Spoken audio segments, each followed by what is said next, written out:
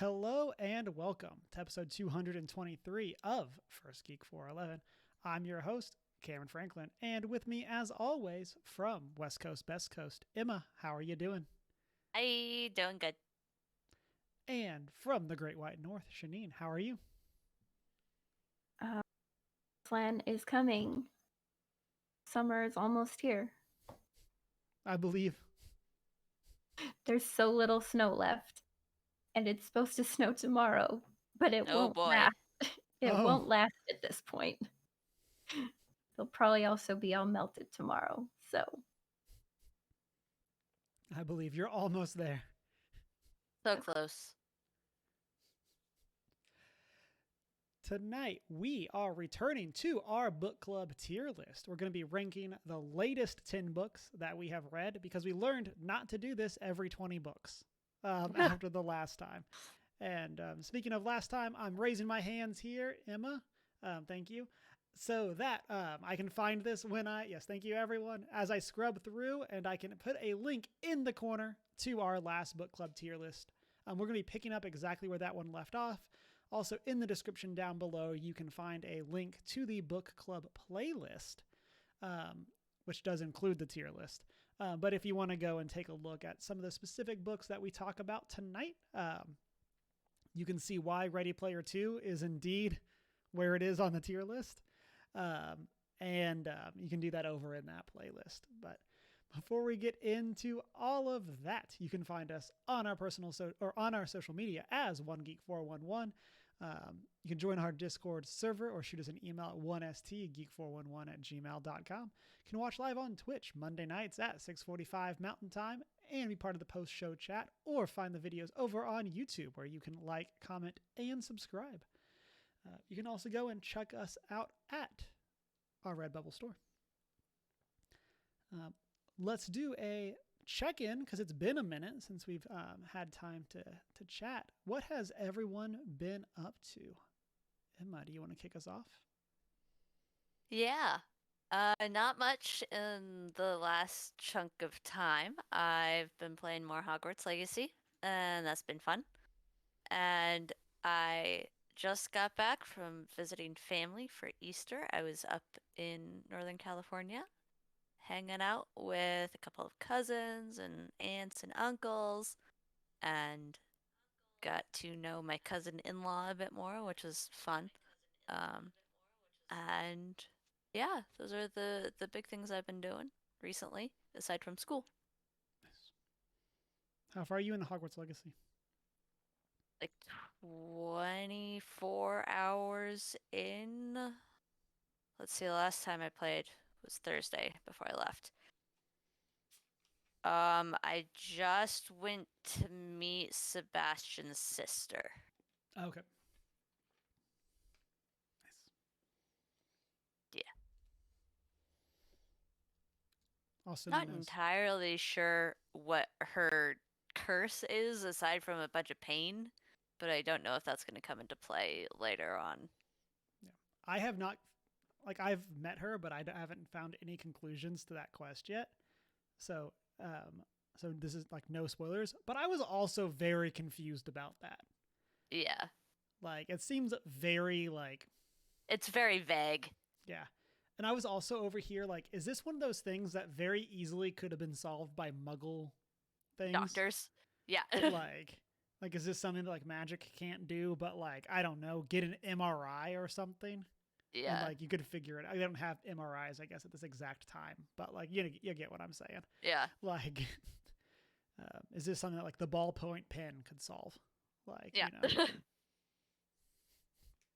All of the Muggleborns just going to Hogwarts with pens instead of quills. Yeah. Show up with my Sharpies. I'm ready to go. But Shanine, what about you? What have you been up to?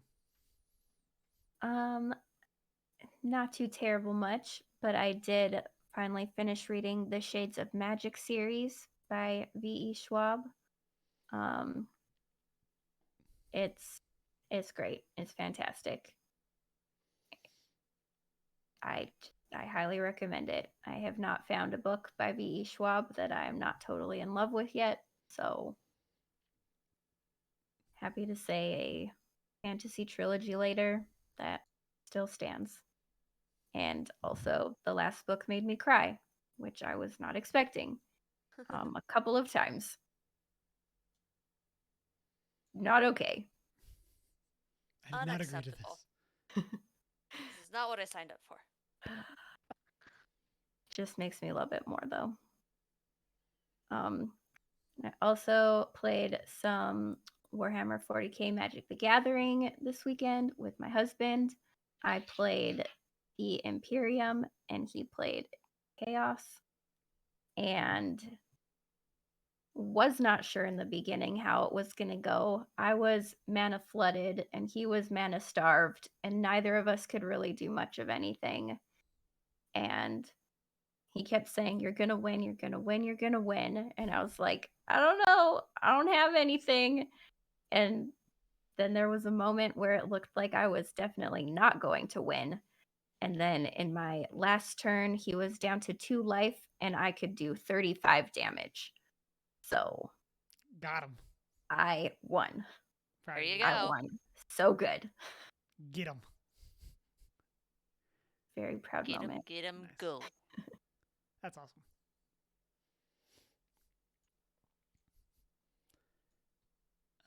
For me, it feels like a lot, and also some very specific things have happened a lot, but we'll get to that one last. So, since last we talked, had the opportunity to go and see the D&D movie as well as the Mario movie. I enjoyed both of them. I think I'm more likely to watch the D&D movie again if I had to pick between the two. I definitely captured the feel of your D&D party. I feel like in terms of what we have said on this podcast, we really hoped the movie would be. I feel like that really captured how it felt. Have either of y'all had a chance to see it yet? Mm-hmm. Okay, I didn't think so, but I wanted to confirm before I necessarily spoke for everybody here. And yes, I feel like it really kind of captured a lot of that feel. There's some good jokes, some moments that were like legitimately hilarious that were not in the trailer, which made me really happy. And some of the jokes from the trailer are funnier in the movie. Like in terms of so they didn't actually give away all the jokes. Yeah, like the scenes goes on a lot longer and is funnier because of the other stuff that happens.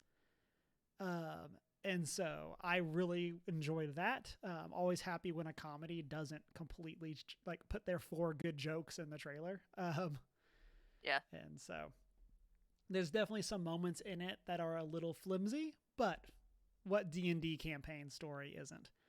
And so, but yeah, I really enjoyed that. Mario, great movie as well.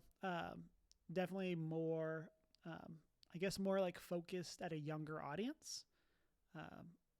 And it was very enjoyable. I liked what they did with Peach. I feel like they gave her some cool stuff. Kind of leaning in towards the like, Peach doesn't necessarily need to be rescued kind of vibe. Yep. I believe wish they would have gone a little farther with it, but you know, just let Peach wreck everyone. Like that's basically all I want. But that was really fun. I hope it sets up the Super Smash Bros. Cinematic universe that people have been hoping for a long time. Like we got Sonic, we got ugly Sonic. Like we got Mario now, DK, like Peach, Luigi. Like there's so many of those characters. Like we already got a good like starting point. Oh, we got Detective Pikachu. We got like that kind of stuff too. Yep. Like let's get this Super Smash Bros. Cinematic universe going. I need it. I also want to see people get upset when Link isn't a silent protagonist. So that's also on that list. And then I also went and, we went and did a little thing called Seen Taylor Swift. Dun dun dun! And it was hype. It was a long day. We went with a group of friends to the Eras tour. And Taylor Swift's set is 3 hours long. Wow. Like, and it's like an action-packed, like, 3 hours. Like, stuff happens. There's a couple downtimes. We went on Sunday night, and it was her 3rd night in a row performing. Holy cow. And she's apparently the first person to sell out 3 nights in a row at AT&T Stadium in Dallas. I think it was perform 3 nights in a row, actually. And she sold it out. And so, super good. Like I said, very long day. I think we left at like 1:30 and got home at 12:30. Wow. So it was something. But we went with a group, had a ton of fun, met people from like North Dakota that were there. So like, wow. Shout out to you, random North Dakota people that we were chatting with. Don't know your names, but like, you seemed cool. And so yeah, it was a super good show. And yeah, and then lastly, long time viewers may notice I'm in a different location. That's because Deanna and I bought a house. And Yay! so this is why we didn't have an episode last week. And so we did a bunch of stuff. Shout out to some friends that came over and helped us move, get stuff settled in, hopefully having some cool setup stuff going on, so that it doesn't look like I don't know, on a white wall. We got some ideas, but didn't want to cancel 2 weeks in a row because I also don't know when I'm going to get stuff fixed. So we got to figure that out. And so, but yeah, so it's been crazy. It's been busy. Still got more to move. Still got more going on. Trying to figure out where everything goes. Like, so it's a process, but we're having fun. And that's what counts. When is it not? Yeah. For the first time in a long time, I burnt out really hard last night. Like after like 6 hours of moving on Saturday and then doing some like more stuff yesterday, I crashed. Hit a wall at like 7:45 last night. And like Deanna was still doing some stuff and I'm like, I'm just done. Like I need to go sit on the couch. Like I have not burnt out that hard in a long time, but it just like it hit me. And I'm like, yeah, here we are. But today we were back at it. Yay! Took care of some stuff around the house. I went and pulled some weeds today, which is my least favorite chore. Anything yard work related is my least favorite, but gotta persevere. So,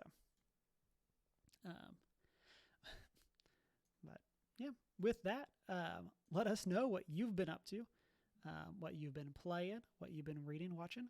We are going to go and jump into our tier list. Oh man, that transition. By transition, I mean, it just kind of changed instantly because I didn't have time to set anything fancy up. But here we are. 3, 2, 1, go. Yeah. And so, much wow, many change. And so this is our book club tier list. Kind of more so a challenge when we've done these versus when we do our other tier lists is we want to make sure that we're kind of talking about and reviewing the book for what it is versus necessarily if we were the target audience for it. Whereas like when we did our Pixar tier list, that was pretty straightforward because the Pixar tier list is kind of the same target audience for all of them. And so all aimed at kids. Yeah. So we got to take that into account. We obviously don't necessarily want to knock things for being the genre that they are. Even, I'm saying this from me, even though it's a genre we wouldn't normally read, and Shanine tricked us. So... is it by us? Do you mean you? By us, I mean me with the poll on Twitter, where I once again picked the book I would not have chosen. And so, although I did enjoy it, I feel like I'm like coming off as like it was a good read. And so we also are going to be adding these to our previous tier list. So the 20 book club books that we have already read are on this tier list. We're not going to talk about everything, talk about where they are. But in general, the way that we think about the tier list is S is an amazing book that everyone should read. A is great. It's something that should appeal to most people in that audience. B's are good books that have some ups and downs. C's are they're meh. Like they may be something that has something interesting, but in the end, it's like this is a book. This is something that we read. D is terrible. Why does this exist? And then last time we did this, we actually added an F tier, and that is this should not exist. Just straight up. Yeah, and probably gonna stay reserved for Master of Kung Fu. Yeah.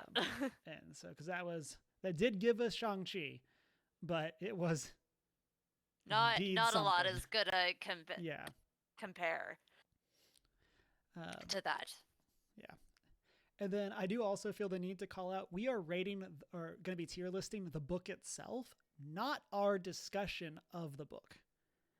There have been some of these, like especially D's and F's book clubs are some of my favorite book clubs.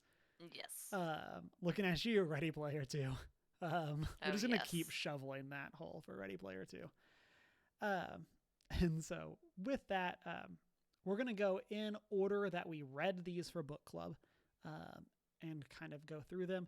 We're going to each give our rating, kind of chat through it, and then it's going to land in like the average of where we talk about it.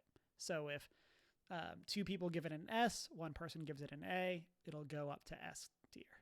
And so if there's ever any dispute, we will round up. That's typically our rock, our paper, policy. scissors. Yeah, rock, paper, scissors.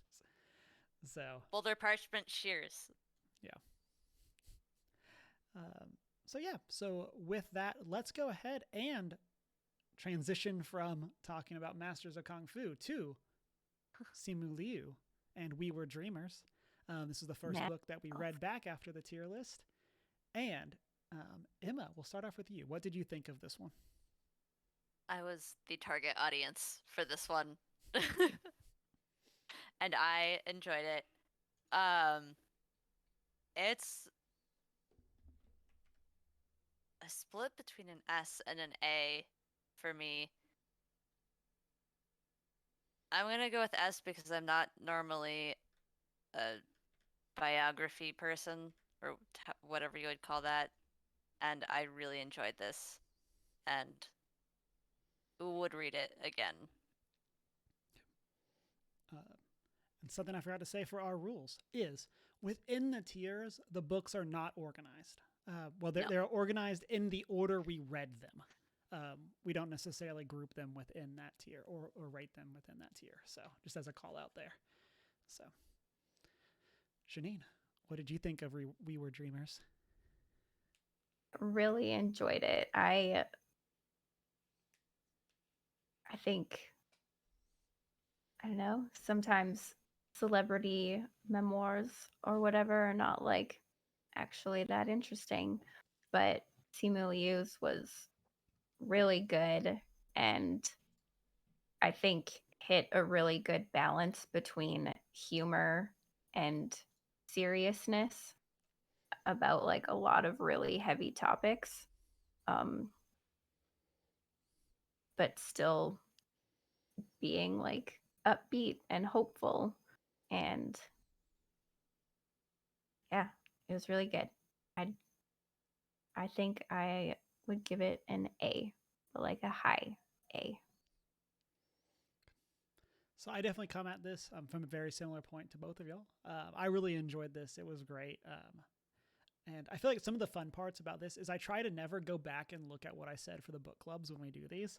So I'm sure that at some point there will be one of these tier lists where I'm like, oh, I loved this book and I hated it in the book club or whatever. But that's not the case here. So I really enjoyed this. I liked that it wasn't just here's how I got famous. Or the like, here's how you can be like me. I thought that was really well done. And I liked that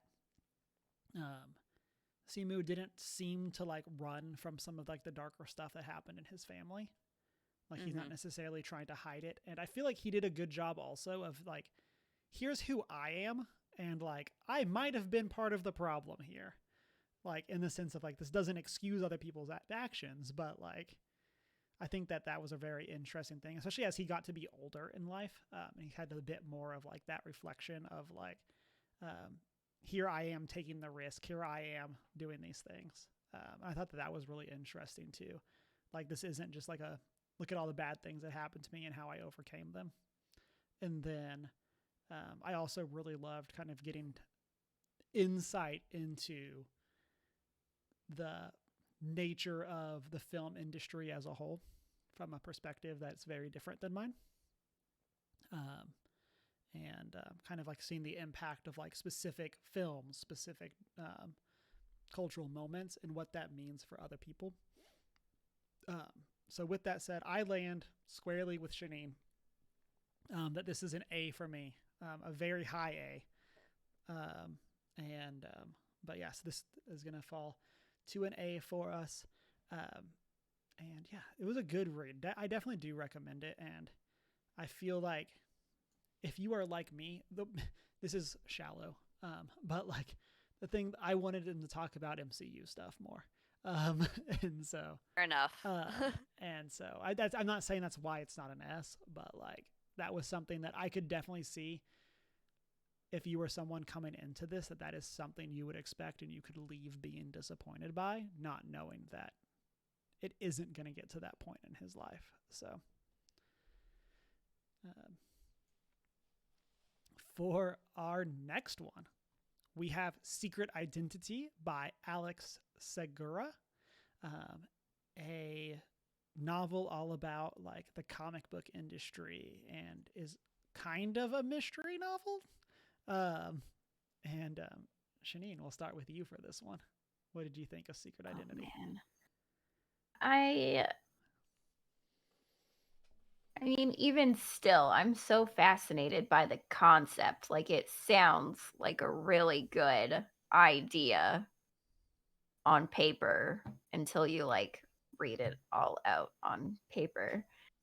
And the execution did not live up to the vision in this one. I don't know if I want. I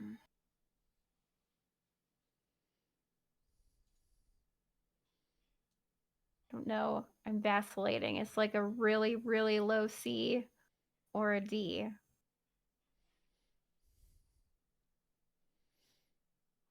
You know what? It was so unmemorable. I have to give it a D. Okay. So for me, I'll go counter Shanine to Shanine. I think this was memorable, but not necessarily for good reasons.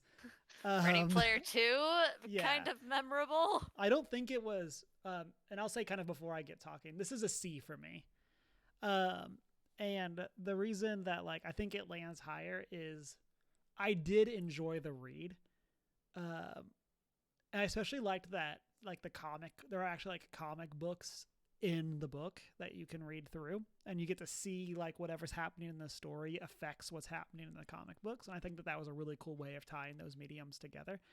And I think for me, that's probably what keeps it out of D, as I really like how they tied those mediums together.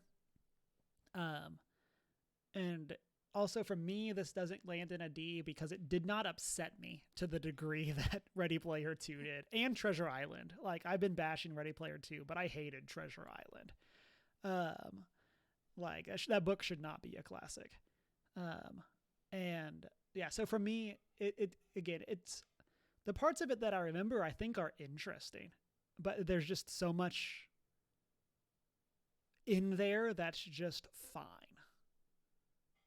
Like, I just think it's okay. Like, that kind of thing. Like, it doesn't make me viscerally upset like other books do here. But there's just like, it's so meh that it can't just be meh for me. Yeah. I gotcha. I am with Shanine on this one in that it sits at a D. My reasoning is kind of similar. Great concept, terrible execution. And if you have a great concept and you do not execute it, that's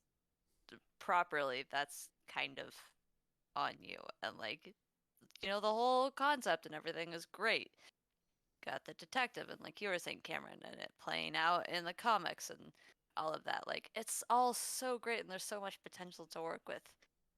And like, even for the I would have loved that book as a middle schooler. Like, I like when had that book come out when I was, the age range that the target audience is, I would have, been drawn to it. But thinking back, I probably would not have finished it because like it just wouldn't live up to the excitement that it had given.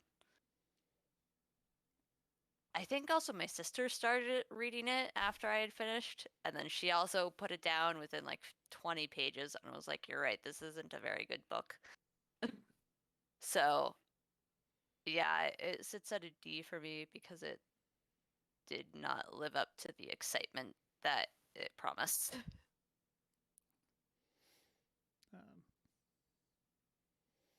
And yeah, I'll echo, kind of jumping back in and echo what y'all said. I feel like this is the coolest description for any book that we've ever read. This is a very classic example of Shanine's gonna trick me with another book, and we're gonna end up with another Secret Identity because I voted for it, and then here we go. And then there was like some other book that Shanine read that was super cool, and she read that instead of, or in addition to the one we did for book club, and here we are. But I've been tricked before by myself. So that is Secret Identity. The next one we have is Spider-Man Social Dilemma by Pretti Chhibber. This is a look at Spider-Man in New York City. It's what I'll say is kind of a normal Spider-Man tale in the sense that it balances the Peter Parker versus Spider-Man. If I remember correctly, and I'm going to go first for this one, but as we rotate around, so as I just keep going, that's why. And so if I remember correctly, we really liked MJ in this one. And I feel like that Pretti did a great job. Like, MJ is intelligent. MJ kind of knows what's up. Yeah, she does. I liked that. Yeah, I liked that a lot. I think this is very fun. I'm always excited when we see heroes like cross into like actual novels. And this is a book that I think is very good at doing that. I think for me, this is going to land in B. And we're going to kind of get into the like where I have issues with the tier list because the tier list is made by all of us. Like, I want to put this in A because like Tales and Typos is in B. Where I know, like, I think I was a lot lower on that one than all of y'all were. And so like I want to kind of bump it up because of that. But if I was taking it as just my list, I would put this in a B.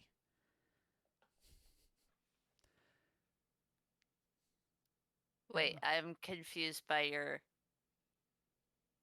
what you mean by that. So, since the tier list is made by all of us, yes, I have issues with where specific things are in the tier list. Because like I would rate things, since like I would rate it differently. So to me, like, Spider-Man. So are you saying you would put Spider-Man in a different spot? So I would say I'm upset that Spider-Man's in the same tier as Tales and Typos. Okay. Is what I I'm understand saying. now. But because I want to put it above that one, but I think if I am setting aside my beef there with Tales and Typos, I would put Spider-Man in a B.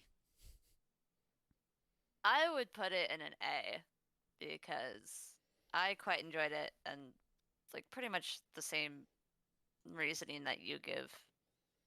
I almost called you Tony. I almost called you my brother-in-law's name.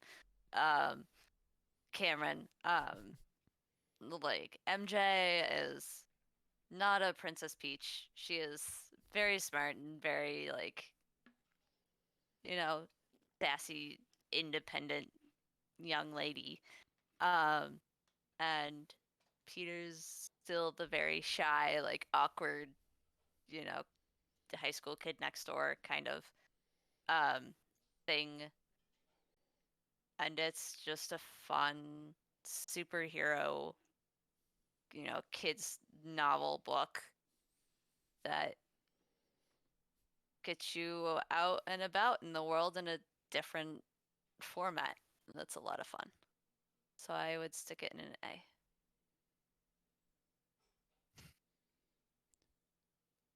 Janine, what do you think? Yeah, I think overall it was like an enjoyable Spider-Man story. Lots of good Spider-Man, lots of good Peter Parker.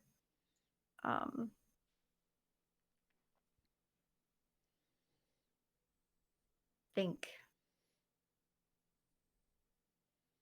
for a middle grade novel, it was pretty enjoyable, even reading it as an adult. And I think like for the middle grade audience, yeah, it's really good.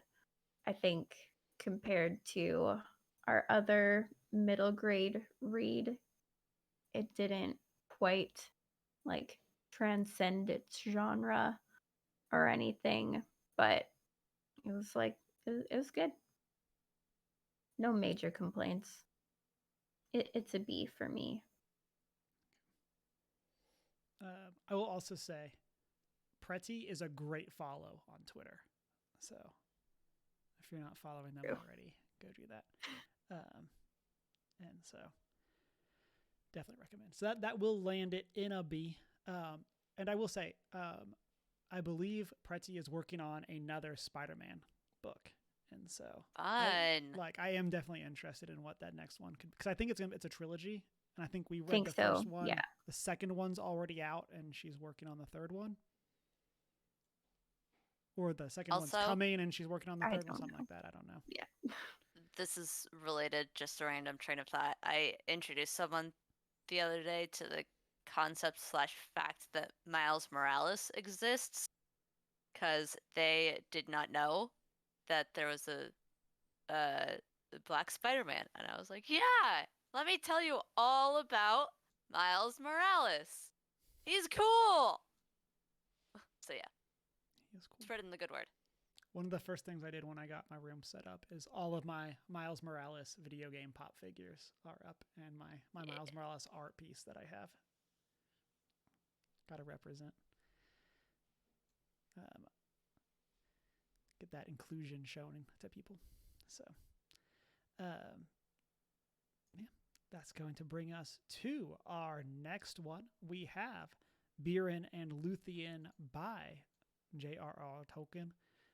It's just a collection of different versions of the story of Beren and Luthien, kind of put together by his son Christopher, right?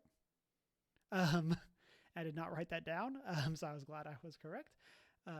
And kind of about the transition and how that story evolved into the story that we have as the actual like mythology in Lord of the Rings. So, Emma, what'd you think of this one? This one, I mean, given that we're going by, like, basing it on target audience, I would say a solid B. I mean, I probably a B or an A. I haven't quite decided yet. It was a bit too repetitive for me, like too much of the same thing over and over and over, and with minor changes. So like, it's not really the kind of thing I'd be into, but it's still really interesting to like learn about Tolkien's editing / writing style and how it changes over time. So I'm gonna put it at a B, because like it's the same thing over and over again, but it's still interesting in the fact that it's a study of how that changes.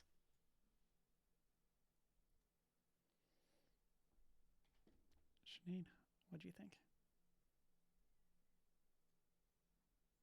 Largely agree with Emma. Like, I feel like this is a hot take, and I'm glad Chris is not here for this one because he'd be so mad right now. So livid. But, like, if you're a Tolkien fan, like someone who's really into Tolkien's writings, yes, you're gonna love this. But I think it doesn't have a wide appeal necessarily because it is telling the same story again If and you're not again. like Tolkien fanatic specifically, not just Lord of the Rings, then like, Yeah. And like it's really fascinating, like as an author, seeing his stories in different iterations and how details evolved and seeing it written in different forms and things like that.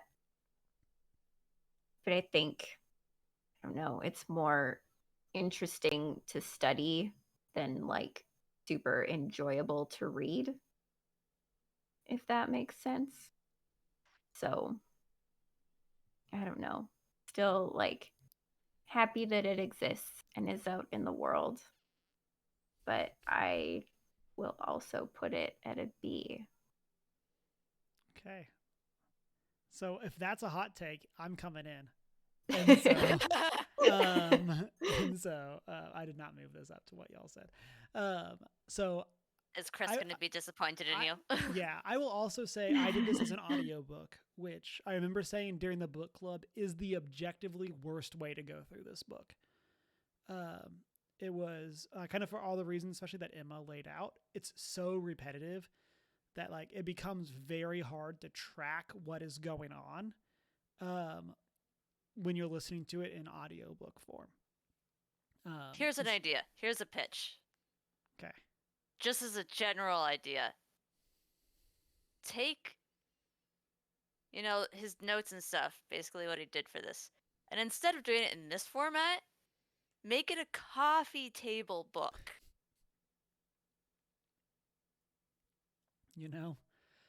I do might just be better as a coffee table book. I'm just saying. Yeah. Yeah. So again, I did audiobook for this. I think it's the worst way to do it. It was not a great experience in that regard. I also honestly don't think the story of Beren and Luthien is that interesting. Like, as far as the like, it's hard to say Tolkien feels generic because he, in a lot of ways, pioneered what became the baseline fantasy story. So like, but like there wasn't really anything in the what I think is the final version of the story that really like stood out to me. He also did the thing that I feel like I dislike a lot with narratives, which is everything has to tie to something in the future. So in the very first iteration of this story, I found that more interesting because everything is unique to it. It's kind of like a self-contained narrative. But then by the time we get the final evolution, things have to tie in with like what's going on with the other characters and the mythology and stuff like that, which is probably better storytelling. But like, at least for me, it just kind of was like, oh, well, of course, the bad guy changed from being this unique thing to being Sauron. So like, here we are. And so, or not Sauron, the other big bad. Oh, what? No, did it? I don't even remember. The guy who essentially mentored Sauron or whatever. And Chris would be so disappointed in us. Yeah. And this is something that kind of and to go back to what Shanine said, like, this is something that I would even have trouble recommending to somebody who's a fan of Lord of the Rings and like Tolkien's writing. Like, and so for me, it's a C. I think that this is something that we went through. This is not one that I'm overly interested in going back to. I would be happy to read the story of Beren and Luthien if it was in a collection of short stories by Tolkien. But like, again, for this being its own book, Not worth it. I'm not. I would have a lot of trouble recommending this to people. So, yeah. So next we have The Atrocities by Jeremy C. Shipp. Shanine, what'd you think of this one? All right. I think I had like really high hopes for this one with like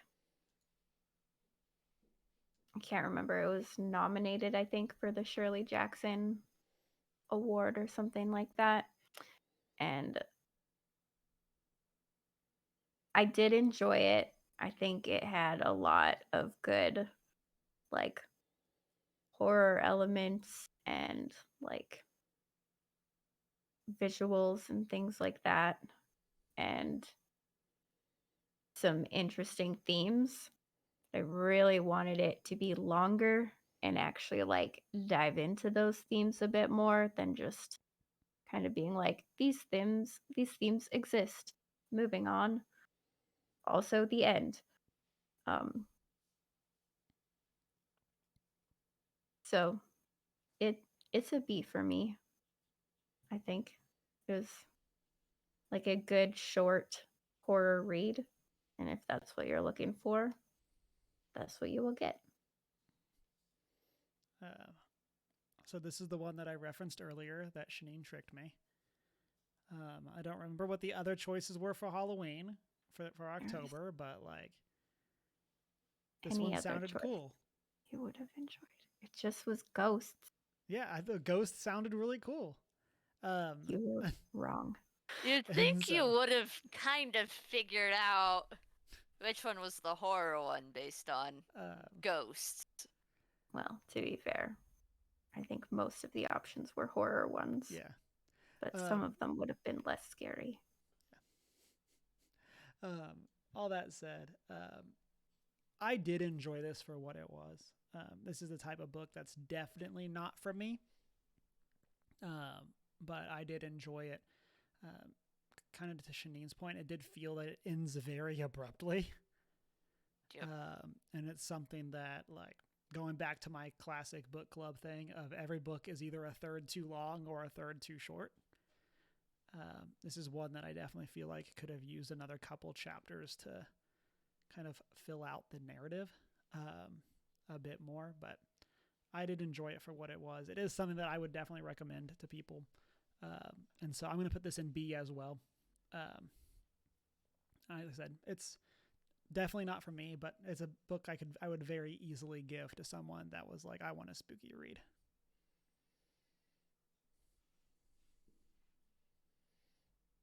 Yeah, I think this sits at a B for myself as well. Too short. Wanted more.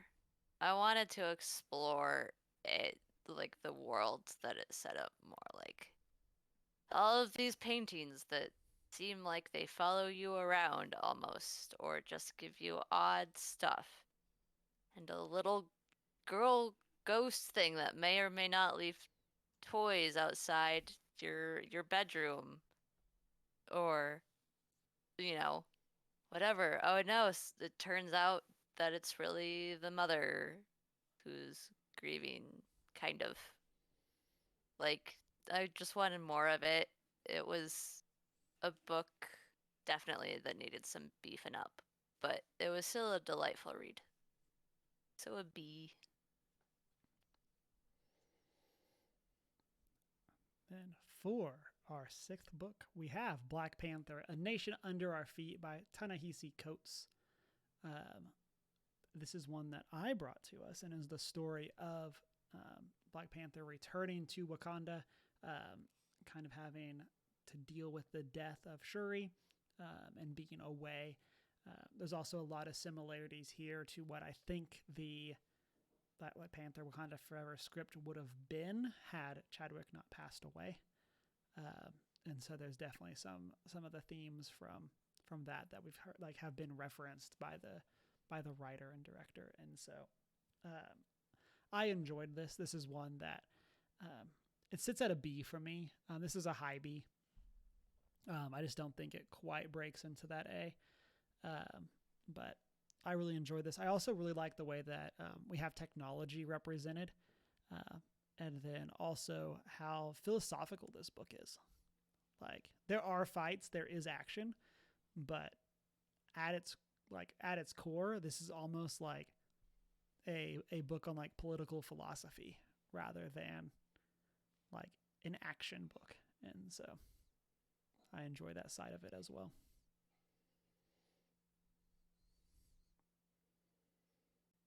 Yeah. I'm a sucker for comic books right now. I'm going through a bigger sort of comic book phase over the past couple of years, so I've been enjoying them for the most part. Some of them not so much for very obvious reasons. Looking at you, Master of Kung Fu. But I quite enjoyed this one. The art was just so pretty. I still believe that comic book art is so underappreciated as a style, and the artists for that are super talented. And it was super great to see the relationship between, you know, that and the movie. Like, even with the passing of Chadwick Boseman, there was still some parallels at play that were fun to see. Very solid book and storyline and plot, and definitely spent time questioning just, you know, rulers dealing with grief and that kind of thing. So I think I'm in the same boat of it, sitting at a solid high B, if not an A, but solid B.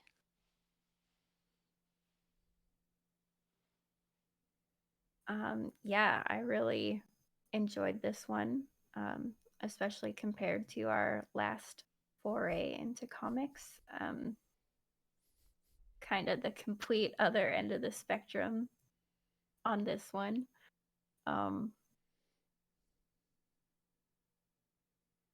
Yeah, I don't think I have much else to say that you guys haven't said already. I think there was a lot more in it to make me think than I was necessarily expecting from a comic, which is a good thing. And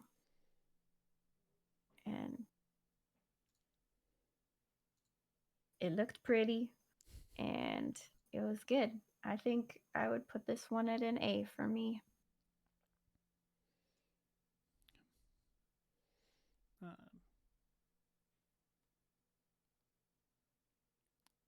That's going to bring us to another comic book with Snow Glass Apples by Neil Gaiman and Colleen Doran.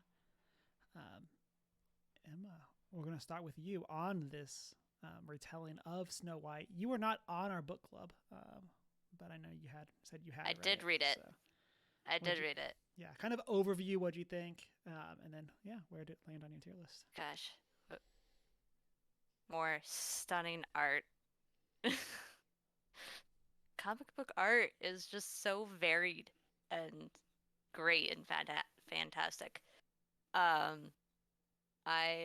This was such a different art style that was so fun to look at, and I really enjoyed this book as a whole in terms of taking a classic fairy tale and flipping it on its head and telling it from a different perspective of the stepmother.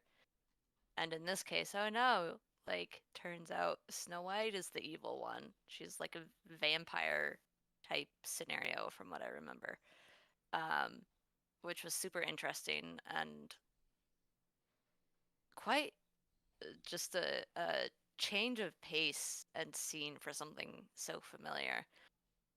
I think this one,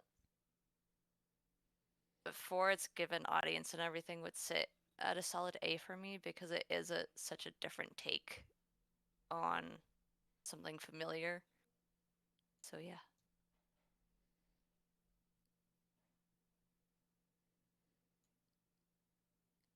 Janine, what'd you think? Yeah, I think this is an A for me as well. I love a good twisted tale. It's definitely delivered in that sense, and just the amazing detail in the art of every single page was just stunning.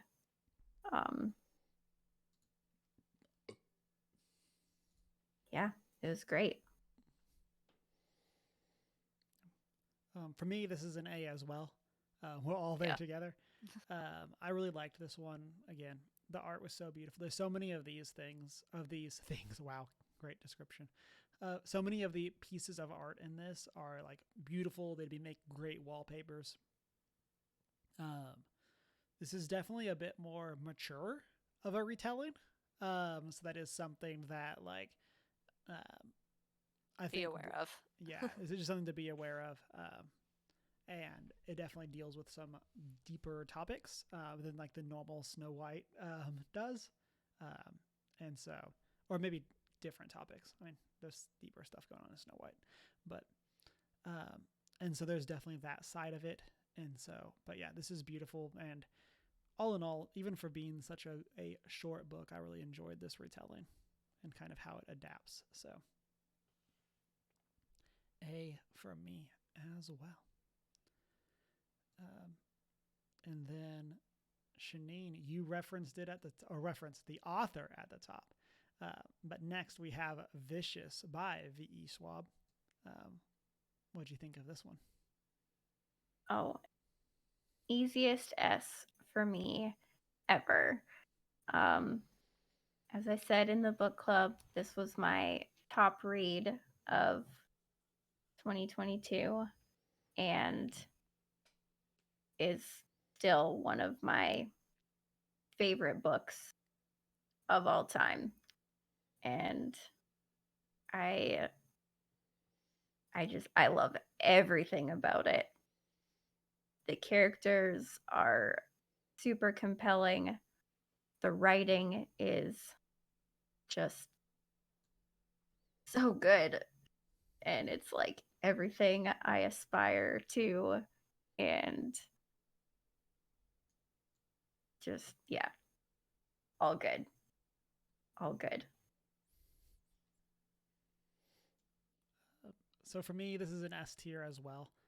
And as we look at the last two, this is the only S tier that I gave out for this set of books. And yeah, I really liked this. There is definitely I think the only big complaint I have is that at the very end of the book, we meet a new character whose power is conveniently exactly what we need to solve the problem. And There's a name for that, Cameron. Yeah. I know there is. I've just completely blanked on what it is. It's a little bit of Deus Ex Machina. Yeah. There's it's not something quite else. like Hand of God or whatever, but like it's pretty close to it. I don't know if there's something a film like more term specific. for it. There is for specifically that. I am Yeah. just blanking on what it is off the top of my head. But it is something that, like, from a writing perspective, I really liked it as a solution to the puzzle. I just wish it would have been something that we would have had referenced more throughout the book, just because of when it comes in, it just feels a little convenient. But I still really enjoyed it, and this is a fantastic, like, super villain tale. Like, this isn't really superheroes, but The MacGuffin. Yeah.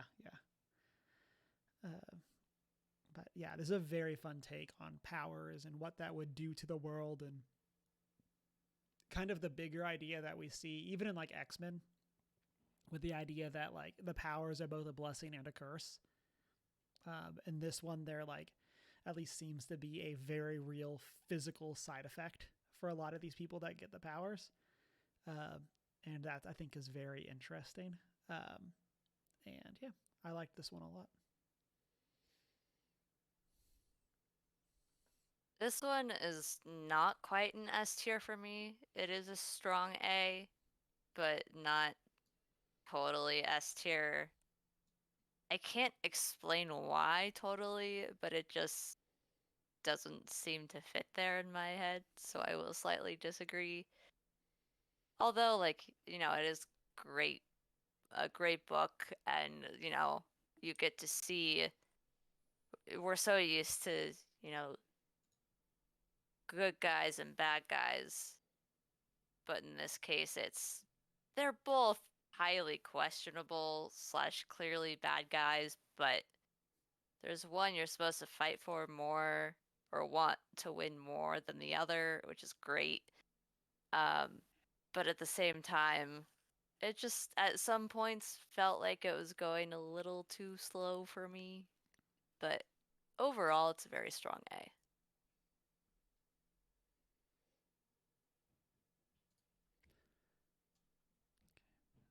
Then that'll bring me to Children of the Nameless by Brandon Sanderson. This is one that I brought, and it was a free novel or not novella that was put together. It takes place in the magic universe on the planet Innistrad. Follows a new character named Davriel Kane has a new character named Davriel Kane. I guess he's not the main character, but is a retelling, or not is a retelling, is a tale about kind of the spooks that go on in that plane and kind of cosmic threats. For me, this is a B. I really enjoy this, and it's something that that I do feel like is very good, but kind of using our definitions, I think this definitely has some ups and downs. One of those big downs is the beginning of the book.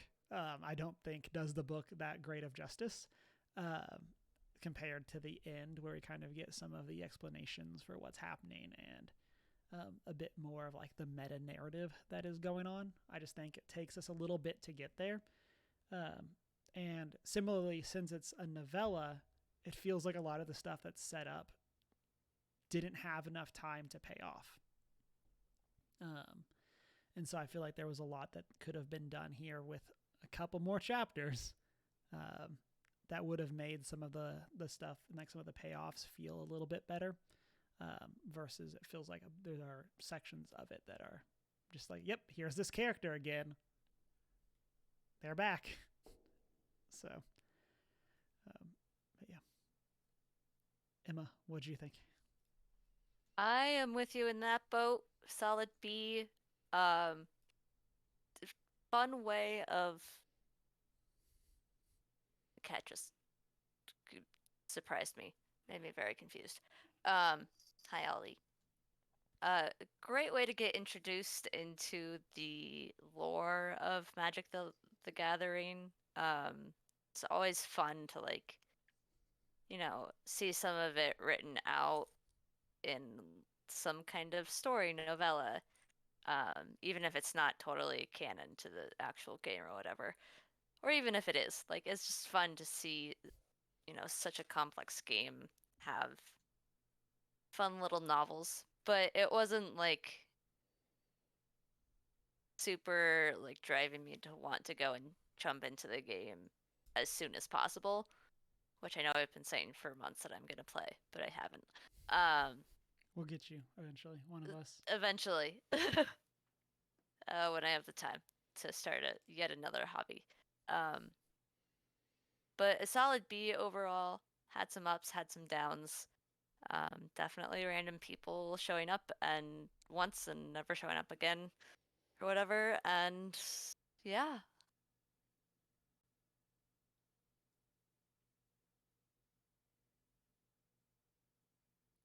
Shanine, what'd you think? He asked nervously. All right. Brace yourself. This is sitting at a D tier for me. Why does this exist? I know it exists as magic lore, and for that, I appreciate it. However, there's so few people in my life that I would recommend magic lore to begin with.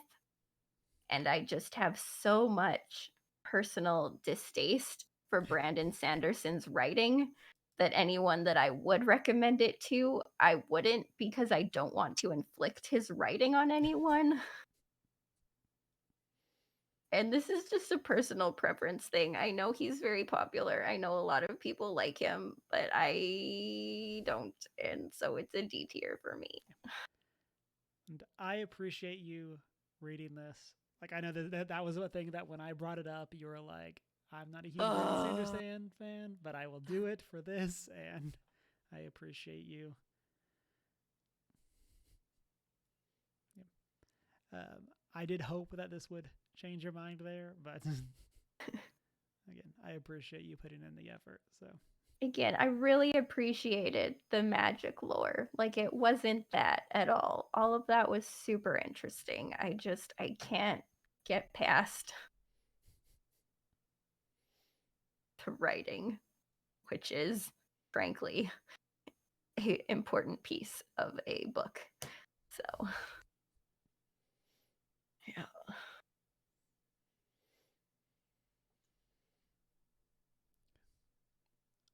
The last one we have this past month, we read Living Resistance by Kaitlin B. Curtice. A look at the idea of what does resistance look like, and talking through some of the different areas and things like that for how we can resist. Emma, what did you think? What did I think? As someone who would not normally read that kind of stuff in terms of just general like contemplation books, if you will, I quite liked it. It was very fun dive into a different view of the world and a very insightful one. And it was quite enjoyable overall. I think it's a solid A, strong A.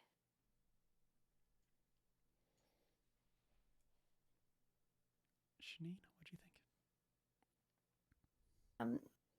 Yeah, I agree. This is a strong A for me as well. I think I was surprised by how much I enjoyed it and related to it. I think it talked about a lot of things that I had been thinking about, just putting it into different terms, I guess, that I hadn't previously considered. So I think, yeah, it's great. So this is one for me that I'm kind of waffling in between two places. I think I'm going to land with it being in an A. I feel like my reading experience for this was a B. Part of that is my own fault of between being You don't lazy say. and house stuff and all of that. I definitely, as I referenced in the book club, like marathoned this in like 2 or 3 sessions, which is not the way to read this book. But kind of unlike Beren and Luthien, I feel like there's a lot here that I like want to go back to. And so this is something that's like on my list to go. And in the book club, Shanine referenced a lot of like the like end of chapter things, and how they're not just like answer these 2 or 3 questions. It's more of like sit and think and do these things. And I think for me, the ones of those that I looked at seemed very insightful, and it was just something that because of how I was going through it, I didn't have time for. But it's something that I feel like it would be a very easy recommendation and is a great thing to go and do. Honestly, like a chapter every couple days and just like read it, sit on what happened, like, and don't like rush through it. I definitely feel like that's like a much better way to read it. And so, so with that, I'm gonna leave it in A as well. And so, but yeah, fantastic overall, fantastic book. And so, So with that, closing out our book club, we have in S tier Vicious. In A tier, We Were Dreamers, Snow Glass Apples, and Live in Resistance. In B tier, Spider-Man, Social Dilemma, Beren and Luthien, The Atrocities, Black Panther, and Nation Under Our Feet. C tier, we have Children of the Nameless, and then in D tier, we have Secret Identity. For y'all, did anything on this list surprise you where it landed? And kind of similarly, if we were going, I feel like I was going to say, if we're going to read something similar to one of these other books, what would you want to be? I feel like the answer is the one we put in S tier. But like, so that's kind of a silly question. But yeah, is there anything that surprised you from the tier list? Landed higher, landed lower? What did y'all think? Really surprised me. Now that I'm thinking about it, I think the thing that bothered me about Vicious is the thing that bothered Shanine about Children of the Nameless is the writing style. Like, the writing style isn't necessarily my type of style, but that doesn't mean it was a bad book, if that makes sense.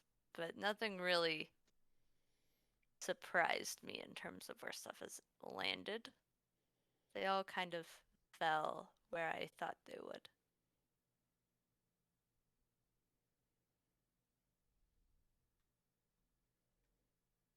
I think I was expecting everyone to put Beren and Luthien so low. I was expecting to have a bit of a hot take. And it wasn't. I think I was also expecting the Atrocities to end up lower. Not because I didn't like it. I just was not expecting mainly Cameron. The given audience for it. We put, this is from last time, not this time, Ta-Nehisi. That's an A tier or S tier as Okay. well. Okay. For me, I was, I'm going to pick something similar to what Shanine said. I was not sure where Beren and Luthien was going to land. That was the one that was the most shocking to me, especially because I knew that was one that I tended to not enjoy as much as the rest of y'all, kind of from that discussion. And so that was one. And then I always enjoy, for like Snow Glass Apples, kind of the mystery of it, of like, since Emma was not with us when we did that book club, we didn't really get to hear her thoughts on it. And so that's always something that, like, I'm not surprised it landed an A, but like I'm always kind of interested in the, like, when somebody isn't Did here she love it? discussing Did their she thoughts, hate it? yeah, like what exactly is going on. And so yeah, so that is our updated tier list for First Geek 411, the 30 books that we have read so far for book club. Yeah. Our goal is to do this every 10 books, just to kind of give us some time to get through without having to like rush through and give all the books time to kind of talk about them. But we'll be back in 10 months with our next one, which will include Silence by Susaku Indo, which is going to be on April 27th. And so we'll be growing that list out. And so, as always, listeners, you can go find us on our social media as OneGeek411. Join our Discord server if you want to chat with us, discuss some of the Star Wars news that we'll talk about in the post-show chat. Ooh. We have our email at 1stgeek411. You can join us on, or check out our Redbubble store, watch live on Twitch, or find a video over on our YouTube where you can let us know what book did we put in the wrong place, either from this tier list or today's additions to the tier list or the tier list as a whole. And then you can find us on our personal social media. Mine is Humar Whittill. Mine is I am not prepared with an I in the prepared. I'm the Hoot and Howl on Twitter and Hoot and Howl Tales, Tales on Instagram. And it's been a great week. Go jump in the water. Read a book.